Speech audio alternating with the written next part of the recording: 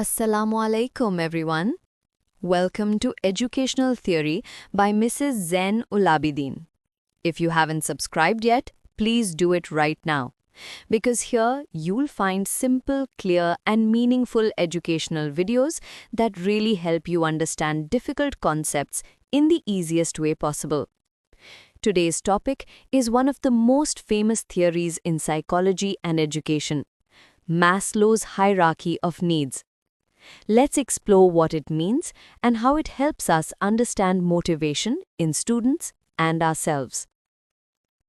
Maslow's hierarchy of needs is a theory that explains what truly motivates human behavior.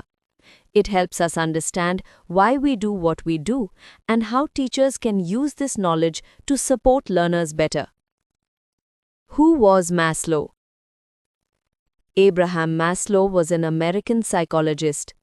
In 1943, he introduced his famous theory in a paper called A Theory of Human Motivation. He believed that all people have certain needs, from very basic ones like food and safety to higher ones like love, respect, and personal growth. He arranged these needs in a pyramid form, from the lowest to the highest level. What is the hierarchy of needs? Maslow said that when our basic needs are fulfilled, we move toward higher needs. It's like climbing a ladder, one step at a time. The theory helps teachers and parents understand what their students truly need before expecting great performance. The 5 levels of needs. Maslow divided human needs into 5 main levels. Let's look at them one by one. Physiological needs. The first level is physiological needs, our most basic needs for survival. These include food, water, sleep, and shelter. In education, this means that a hungry or tired child cannot focus on learning. That's why schools must ensure comfort and basic care first. Safety needs. The second level is safety needs, feeling secure and protected. Students must feel safe physically and emotionally in their classroom. When children feel safe, their brains are calm and learning becomes easier. So teachers should always create a friendly and respectful classroom environment. The third level is love and belonging, the need to feel connected, accepted, and loved. Every child wants to belong to friends, to a group, and to their school. Teachers can support this by using teamwork, group games, and kindness.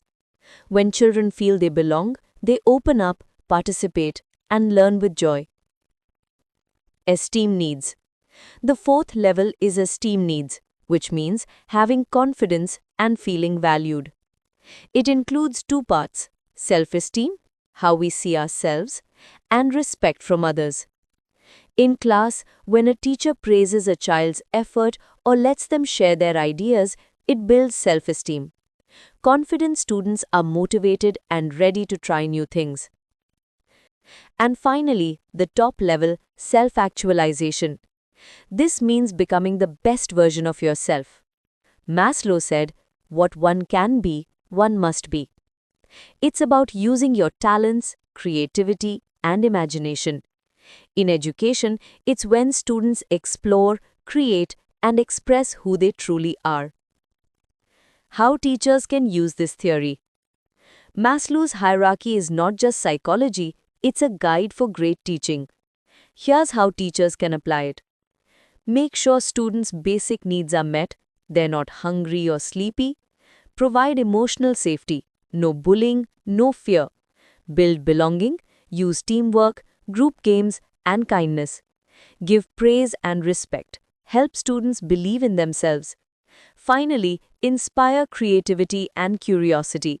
Help every child reach their full potential. When these levels are met, students feel motivated, confident, and happy to learn. Strengths and limitations. Maslow's theory is very helpful because it's simple and easy to understand. It reminds teachers to look beyond marks and see the whole child, body, mind, and emotions. But it's not perfect. Not everyone follows the same order of needs. Some people may care more about relationships than safety. So we should use it as a flexible guide, not a strict rule. Summary of key points. Let's quickly summarize what we've learned. 1. Human motivation starts with basic needs and moves towards growth needs. 2. The 5 levels are physiological, safety, love and belonging, esteem, and self-actualization. 3. In education, meeting these needs helps students feel secure, confident, and motivated to learn. A teacher's role is not only to teach lessons, but to nurture the whole child.